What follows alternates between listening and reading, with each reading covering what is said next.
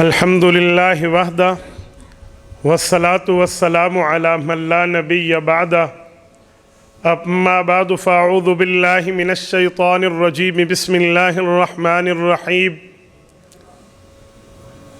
وَلَسَوْفَ يُعْطِيكَ رَبُّكَ فَتَرْضَى عن ابی ہریرہ رضی اللہ تعالی عنہ قال قال رسول اللہ صلی اللہ علیہ وسلم فضلت علی الانبیاء بست اوتیت جوامع الکلم ونصرت بالرعب واحلت لی الغنائم وجعلت لی الارض مسجدا وطہورا وارسلت الى الخلق کافہ وختم بی النبیون رواہ الامام الہمام المسلم فی صحیحہ صدق اللہ العظیم وبلغنا رسولہ النبی الامی الکریم ونحن على ذلك لمن الشاہدین والشاکرین والحمد للہ رب العالمین۔ رشتہ نہ ہو قائم جو محمد سے وفا کا صلی اللہ علیہ وسلم، رشتہ نہ ہو قائم جو محمد سے وفا کا، پھر جینا بھی برباد ہے مرنا بھی اکارت۔ معزز دوستو، آج 21 نومبر 2020 بروز ہفتہ ہے۔ آپ کے یہاں جامعہ ابو ایوب انصاری رضی اللہ تعالیٰ عنہ سرفراز کالونی کنگنی والا ضلع گجرانوالہ میں ناموس رسالت صلی اللہ علیہ وآلہ وسلم کی مبارک عنوان سے معنون پروگرام میں چند معروضات میں آپ کی خدمت میں پیش کروں گا۔ آپ توجہ میری طرف رکھنا، میری آنکھوں میں آنکھیں ڈال کر بات سننا تو پھر بات سننے اور سنانے کا مزہ آتا ہے۔ میرے دوستو، ناموس رسالت کا مطلب ہوتا ہے پیغمبر کی پیغمبری کی عزت۔ اللہ جب نبی کو بھیجتے ہیں تو اپنا نمائندہ بنا کر بھیجتے ہیں۔ جو نمائندے کا مقام ہوتا ہے وہ دراصل اس کا مقام ہوتا ہے وہ جس کو ریپرزینٹ کر رہا، جس کی نمائندگی کر رہا۔ ہم اپنے ملک میں باہر کے ملک کے سفیر کو وہ پروٹوکول دیتے ہیں جو اس ملک کے مطابق ہے، کیوں؟ وہ نمائندگی وہاں کی کر رہا، اور ہمارے ملک کا سفیر باہر ملک میں وہی پروٹوکول حاصل کرتا ہے، کیوں؟ وہ ہماری نمائندگی کر رہا ہے۔ تو یہ بات یاد رکھیں، جیسے صحابہ کرام نمائندگان مصطفیٰ ہیں، ویسے انبیاء کرام نمائندگان خدا ہیں۔ ہمارے پیغمبر کی نمائندگی صحابہ کرام فرماتے ہیں اور ہمارے رب کی نمائندگی انبیاء کرام فرماتے ہیں۔ تو جو نبی اللہ کی نمائندگی کرے اس کی عزت اور ناموس کی حفاظت اللہ کے حکم کی عزت اور ناموس کی حفاظت ہے۔ تو ناموس رسالت پیغمبر کی پیغمبری کی عزت کا تحفظ، یہ آج ہماری گفتگو کا عنوان اور محور ہے۔ یہ بات ذہن میں رکھنی چاہیے کہ اللہ پاک جسے نمائندہ بنا کر بھیجتے ہیں، وہ ہم پنجابی میں کہتے ہیں نا، ایویں نہیں بھیج دیتا، وہ سلیکشن ہوتی ہے، انتخاب ہوتا ہے، کوئی معیار ہوتا ہے، کوئی ترتیب ہوتی ہے۔ حدیث پاک میں ہے، مستدرک علی الصحیحین میں ہے، اللہ کے رسول نے فرمایا ان اللہ اختارنی، اللہ نے مجھے چن کے تمہاری طرف بھیجا ہے۔ تو پیغمبروں کا انتخاب ہے۔ تو جب اللہ نبی کو منتخب کر کے، پسند کر کے، طے کر کے، سلیکٹ کر کر بھیجتے ہیں، اگر نبی کی ذات پر اعتراض آ جائے تو وہ صرف نبی کی ذات پہ نہیں ہوتا، اللہ کے انتخاب پہ ہوتا ہے۔ وَمَنْ أَذَانِي فَقَدْ أَذَلَّ وَمَنْ أَذَلَّ فَيُوشِكَ أَنْ يَأْخُذَهُ۔ مشکات جلد نمبر 2 صفحہ 554، ابن عمر رضی اللہ عنہما کی روایت ہے، اللہ کے رسول صلی اللہ علیہ وسلم کا فرمان عالی شان ہے کہ جو انبیاء کو، یعنی ہمیں تکلیف دے، وہ ہمیں نہیں دیتا، وہ اللہ کو دیتا ہے، اور جو اللہ کو تکلیف دینے کی جسارت کرے وہ اللہ کی گرفت اور پکڑ میں آ جاتا ہے۔ قرآن کریم میں ہے ان الذین یؤذون اللہ ورسولہ لعنہم اللہ فی الدنیا والآخرہ، کہا وہ لوگ جو اللہ اور اللہ کے رسول کو تکلیف دینے کی کوشش کرتے ہیں، رب دنیا میں بھی انہیں ملعون بناتا ہے، آخرت میں انہیں ملعون بنائے گا۔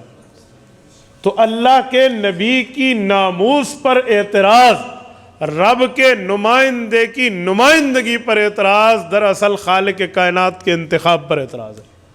اور جو بندہ اللہ کی تخلیق پر، اللہ کے انتخاب پر، اللہ کے پسند پر اعتراض کرے، اس کا حشر رب العزت کے ہاں کیا ہے، مقام کیا ہے، وہ قرآن اور احادیث سے واضح ہے۔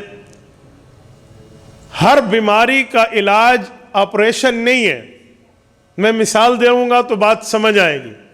بندے کو زکام ہو تو کوئی ناک کٹواتا نہیں ہے، زبان میں درد ہو تو زبان کے ٹکڑے نہیں کرواتا، ہاتھ اور پاؤں میں درد ہو تو ہاتھ اور پاؤں کو کاٹا نہیں جاتا۔ ہاں ایک صورت میں کاٹا جاتا ہے، جب وہ کینسر بن جائے، ناسور بن جائے، سرطان بن جائے، پھر اس عضو کو کاٹ دیتے ہیں۔ بھئی کیوں کاٹ رہے ہو؟ ایک بندے کی ٹانگ میں سرطان کینسر بن جائے، وہ پیسے بھی دیتا ہے، وقت بھی دیتا ہے، چھری سے کاٹنے والے ڈاکٹر کی عزت بھی کرتا ہے، گھر والے اس کا احترام بھی کرتے ہیں۔ حالانکہ کل اسے کوئی بندہ ایک چھری کی نوک چبھا دے تو لڑنے مرنے مارنے پر آ جاتا تھا، لیکن آج یہی بندہ پیسے بھی دے رہا ہے، نشے میں خود کی اپنی ٹانگ کٹوا بھی رہا ہے، اس کا شکریہ بھی ادا کر رہا ہے۔ وجہ بابا ٹانگ تیری نہیں ہے، جسم تیرا نہیں ہے، عضو تیرا نہیں ہے۔ وہ کہے گا جی میرا ہے، سب کچھ میرا ہے، لیکن اب ٹانگ میری نہیں رہی۔ وجہ اسے عام بیماری نہیں، ایک اہم بیماری لگی ہے۔ اسے چھوٹی موٹی بیماری نہیں، بڑی بڑی بڑی بیماری لگ گئی ہے۔ یہ کینسر کا شکار ہے۔ او بھائی کیا ہے؟ کینسر بھی ہے تو ٹانگ تیری ہے، جسم تیرا ہے، عضو تیرا ہے، کیوں کٹوا رہا؟ کہنے لگا اگر اسے نہیں کٹواتا تو سارے جسم میں کینسر پھیلے گا، اگر اسے نہیں کٹواتا پورا جسم سرطان کا شکار ہوگا، اسے کٹواؤں گا باقی جسم محفوظ ہو جائے گا۔ اس سے سمجھ آیا کچھ بیماریاں ایسی ہیں جنہیں کاٹ کے رکھ دینا پڑتا ہے تاکہ باقی محفوظ ہو جائیں۔ ناموس رسالت کے تحفظ کے لیے جو مسلمان تن من دھن کی بازی لگاتا ہے، اس کی بنیادی وجہ یہ ہے کہ رب العزت کو گستاخ قبول نہیں ہے۔ اسلامی حکومت کی ذمہ داری ہے کہ وہ گستاخ رسول کا کلا کما کرے۔ اسٹیٹ آف دا اسلامک یہ ذمہ دار اور اپنی رسپانسبلٹی رکھتی ہے کہ وہ اس گستاخ پر حکم کو نافذ کر دے جس نے ناموس رسالت پر اعتراض کیا ہے۔ کیوں؟ پاک پیغمبر صلی اللہ علیہ وسلم کی تعلیمات جہاں نرمی پر ہیں، اخلاق پر ہیں، احترام پر ہیں، اکرام پر ہیں، دوسرے کے اعزاز پر ہیں، وہاں رسول اللہ صلی اللہ علیہ وسلم کی تعلیمات، حضور پاک علیہ السلام کی زمانے نبوی کے واقعات گستاخ رسول کا انجام متعین فرما رہے ہیں۔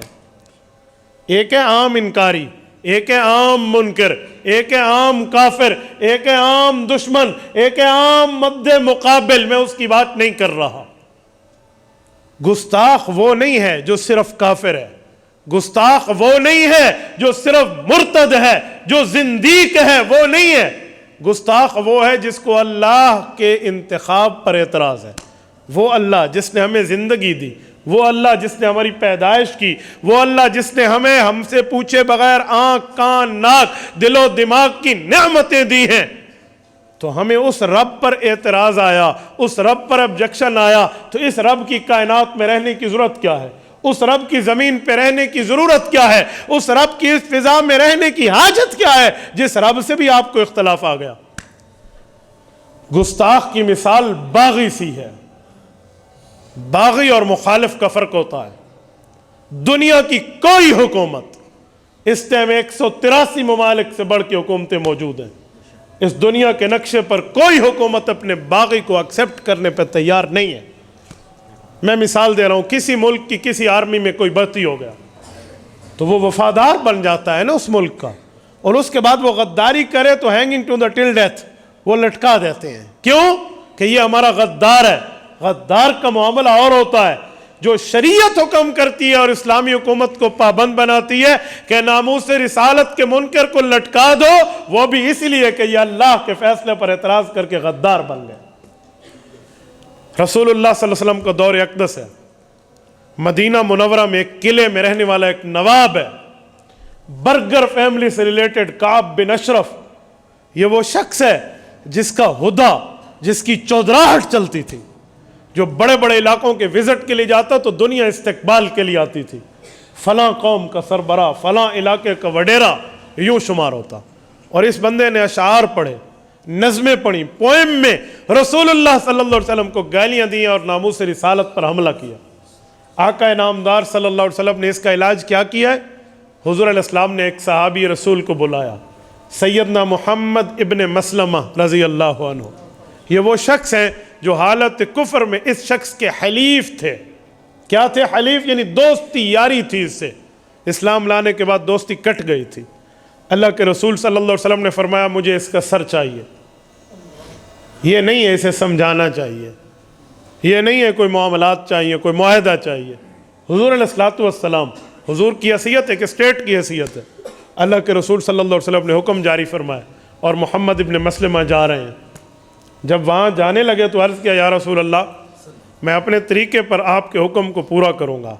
अगर मैं दीन इस्लाम के बारे में कुछ ऐसी बात करूँ जिससे उसका मेरे ऊपर एतमाद बढ़े, फरमाया पूछ लिया है तो इजाज़त है। ये अपने साथियों को लेकर उसके पास पहुँचे। कैसे आए यार? बड़े अरसे के बाद आए हो। बस कुछ माल चाहिए था, कुछ पैसे चाहिए थे, कर्ज़। अब गुस्ताख रसूल की बेगैरती के इंतहा देखें। उन्होंने कहा कर्ज़ ले लो, अपनी बीवी को मेरे पास रहन रख दो।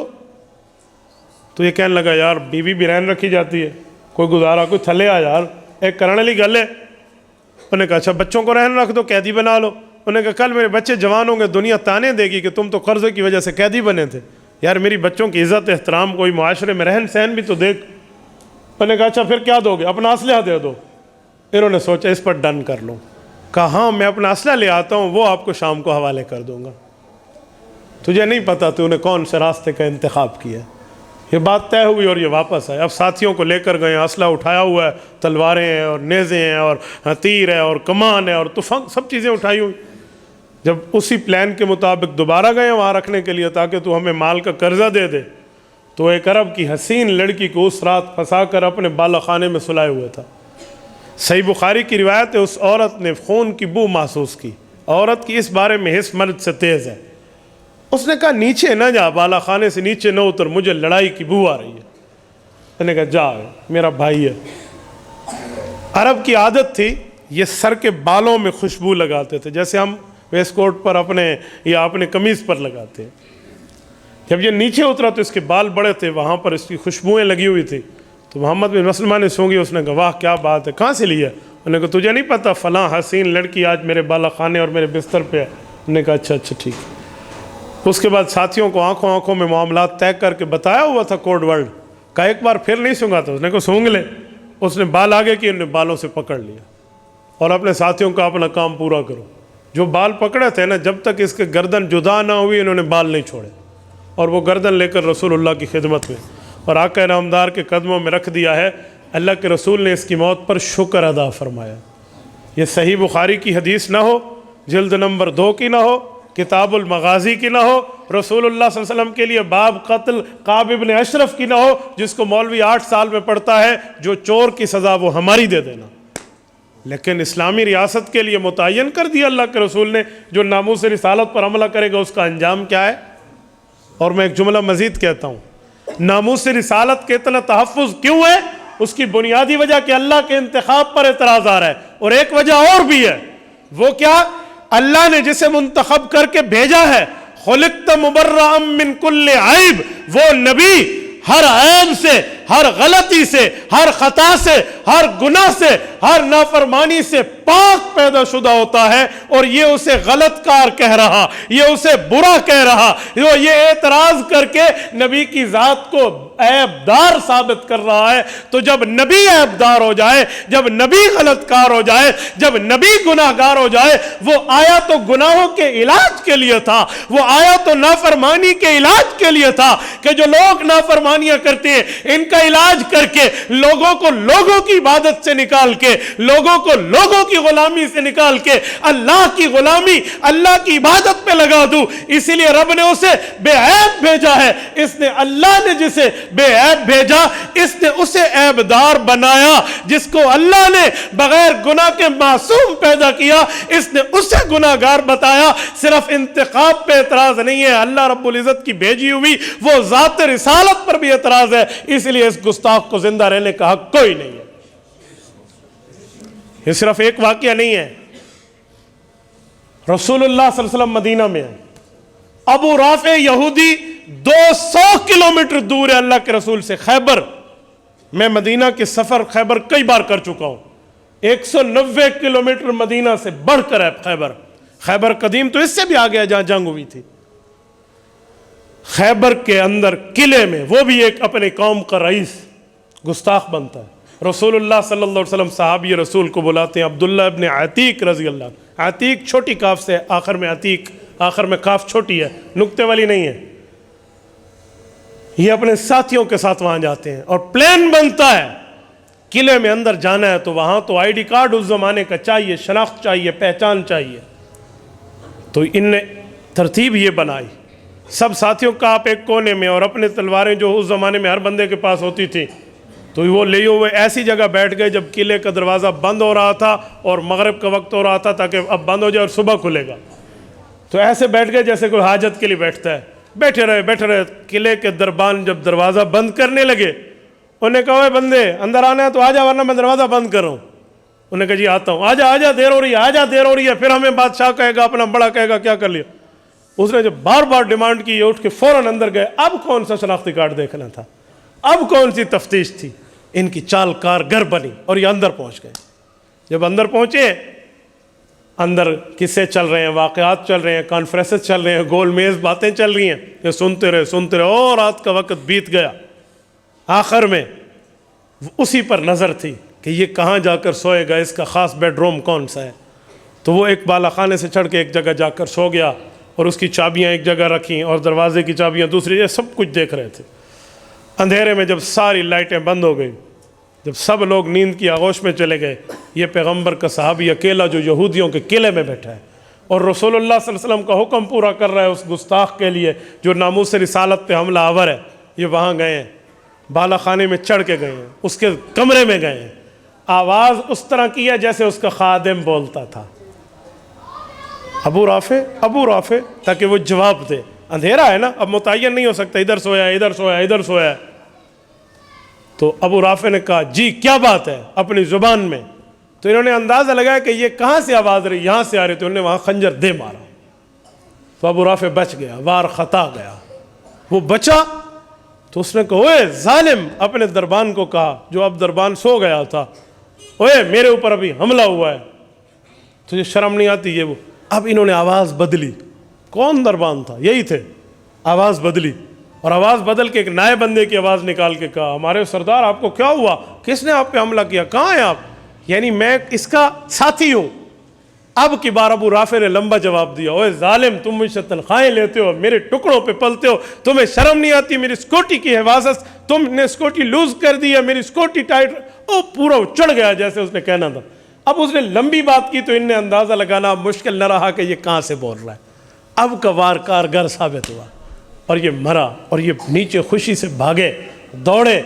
اسی اثناء میں گرنے پر ان کی ٹانگ کا فریکچر ہوا ہے، اور جب باہر آئے اپنے ساتھیوں کو کہا جاؤ مدینہ پاک، اللہ کے رسول کو خبر دے دیں 99.9% میں سیٹسفائیڈ اور مطمئن ہوں، میں نے اسے مار دیا ہے، حضور علیہ السلام کا حکم پورا ہو گیا، لیکن جب تک اس کی موت کا اعلان نہیں ہوتا میں یہاں سفر نہیں کروں گا۔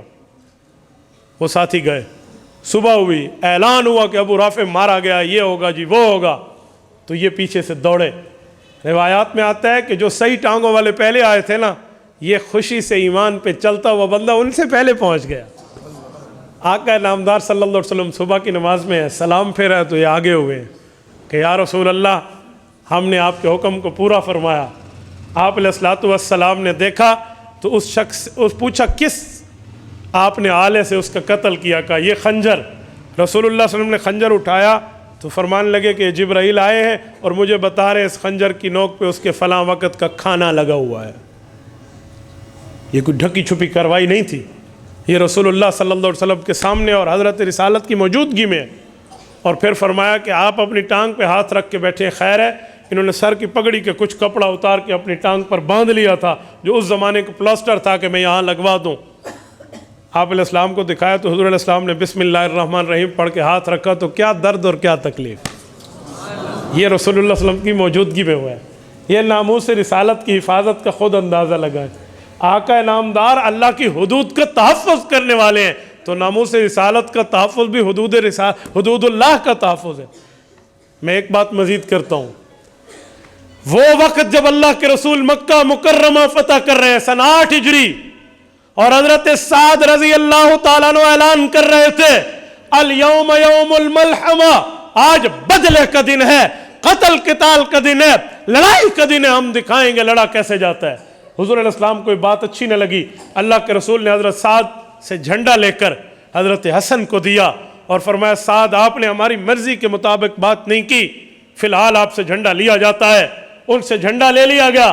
فرمایا اعلان کرو الیوم یوم المرحمہ، آج رحمت کا دن ہے، معافی کا دن ہے، غفران کا دن ہے، عفو کا دن ہے، بھائی چارگی کا دن ہے. اعلان ہو گیا. دخل رسول اللہ صلی اللہ علیہ وسلم مکہ وعلیہ امامۃ السوداء. امام بخاری لائے ہیں کہ کالی پگڑی مبارک حضور سفر میں باندھتے تھے.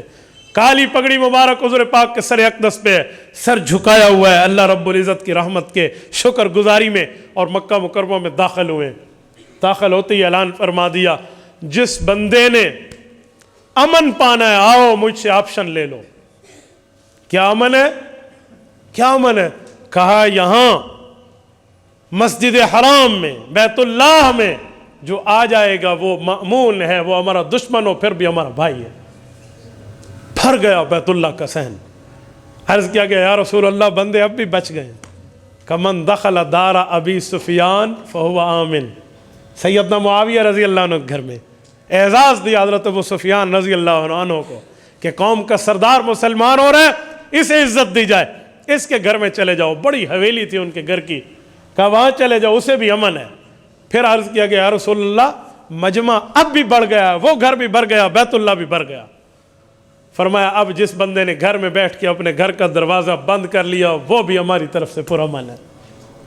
مجمع در مجمع، جوق در جوق، فوج در فوج کو حضور نے اعلان فرمایا لا تثریب علیکم اليوم، آج کوئی بدلہ نہیں ہے، تمہیں معافی دے رہا ہوں. یہ وہ جگہ تھی جہاں ان لوگوں نے رسول اللہ کو سجدے سے بھی روک دیا تھا. قرآن کریم کہتا ہے اذ اخرجہ الذین کفروا، ان لوگوں نے نکالا تھا پیغمبر کو. اس حد تک ان لوگوں نے ظلم اور زیادتی کی تھی. آپ علیہ السلام معاف کر. اتنا بڑا دل ہے. جو میں جملہ کہنا چاہ رہا ہوں سنو. اس موقع پہ رحمت کے اعلان پہ، معافی عام کے اعلان کے وقت ایک گستاخ رسول کعبۃ اللہ میں آیا، عبداللہ ابن خطل، جو پہلے اعلان کو سن چکا تھا کہ امن ہے کعبۃ اللہ میں آنے کو. وہ کعبۃ اللہ میں آیا جو اس زمانے کی کعبۃ اللہ کی چادر تھی، اس میں چھپا، یستتر باستتار الکعبہ، چھپا اس میں آ کر اور بیٹھ گیا. صحابہ کی نظر پڑی تو گستاخ رسول کی آمد کی اطلاع رسول اللہ کو دی. صحیح بخاری کی روایت ہے. اللہ کے رسول کو بتایا گیا یہ گستاخ آیا ہے. فرمایا اقتل ہو، اسے زندہ نہیں چھوڑنا. یار یہ وہ موقع ہے جب حضرت سعد سے اس بات پہ جھنڈا واپس لیا جا رہا ہے تو انہیں کیوں کہا آج لڑائی کا دن ہے. یہ وہ موقع ہے جب اعلان کیا جا رہا ہے کہ آج معافی کا دن ہے. یہ وہ موقع ہے جب اعلان کیا جا رہا ہے بیت اللہ والے کو، ابو سفیان کے گھر والے کو اور اپنے دروازے بند کرنے والے کو امن ہے. اس موقع پر بھی صحابہ نے عرض کیا یا رسول اللہ وہ کعبے میں چھپا ہوا ہے، اور جو بندے حج عمرے پہ گئے ہیں وہ جانتے ہیں وہاں ایک چونٹی بھی مار دے تو کیا کرنا پڑتا ہے. وہ کیا پرامن جگہ ہے. وہاں کی گھاس بھی آپ نہیں کاٹ سکتے، وہاں حالت احرام میں شکار بھی آپ کے لیے نہیں ہے. حرم کا شکار ہے جی نہیں. وَإِذَا حَلَلْتُمْ فَاصْطَادُوا کے حکم سے پابند کر دیا گیا. وہ جگہ ہے جہاں کسی چیز کو آپ پکڑ نہیں سکتے، مار نہیں سکتے. اپنے بالوں کو زیادہ کھجایا، اس سے 4 بال گر گئے تو آپ کو صدقہ کرنا پڑے گا. یہ عالم ہے.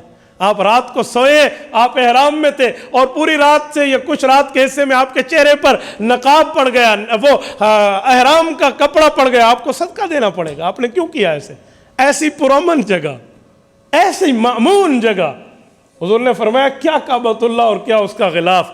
رب العزت کو گوارا نہیں ہے کہ گستاخ بچے اقتل ہو ہا ہونا اسی جگہ اسے قتل کرو، گستاخ کو کعبہ بھی پناہ نہیں دیتا۔ یہ کعبۃ اللہ میں رسول اللہ صلی اللہ علیہ وسلم کا فیصلہ ہے۔ ناموس رسالت پر اعتراض کا انجام یہ بنایا ہے، کیوں؟ یہ سرکار دو عالم صلی اللہ علیہ وسلم کی موجودگی میں نہیں کہتا ہر آدمی کا کام ہے، میں قانون کو ہاتھ میں لینے کی بات نہیں کر رہا، لیکن اسٹیٹ اگر اسلامی ہونے کی دعوے دار ہے، حکومت اگر مسلمان ہونے کی دعوے دار ہے، ذمہ داریوں میں اس کی ذمہ داری ہے، یہ اس کی ذمہ داری ہے، وہ اس کو پورا کرے گا۔ وہ اسٹیٹ پورا نہیں کر رہا تو پھر کل کوئی ہاتھ میں قانون لے لے تو اس کی ذمہ دار بھی اسٹیٹ ہوگی کہ آپ نے اپنے کاموں میں غفلت کیوں کی ہے۔ تو میرے دوستوں، سرکار دو عالم صلی اللہ علیہ وسلم خود ایک حکم نافذ فرما کر پابند کر رہے ہیں، تو یہ اس حد تک ناموس رسالت کا سینسیٹیو میٹر ہے، اتنا حساس مسئلہ ہے۔ اور میں ایک جملہ مزید کہتا ہوں، پیغمبر صلی اللہ علیہ وسلم کی ناموس کا تحفظ صحابہ کرام نے کیا ہے، اور خدا کی قسم ایسے کیا ہے جیسے کرنے کا حق ہو۔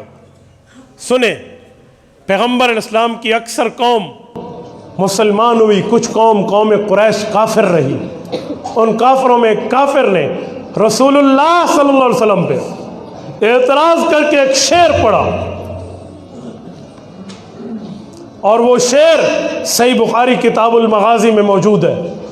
اللہ کے رسول تک وہ شعر آیا تو اس شعر کا مطلب کیا تھا؟ فرمایا وَهَانَ عَلَى صِرَاءَةِ بَنِي الْوَيِّنِ حَرِيكُمْ بِالْبُوَيْرَةِ مُسْتَطِيرُ۔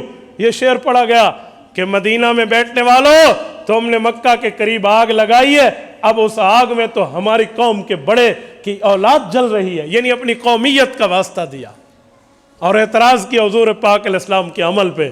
حضرت حسان ابن ثابت رضی اللہ عنہ، پیغمبر کے عظیم صحابی کو اللہ کے رسول نے فرمایا یؤیدک بجبرائیل، جبرائیل آ کر تیری تائید اور نصرت کرے گا، تیری مدد کرے گا، تو اسے جواب دے شعر میں، اور قوم قریش کو جواب دے۔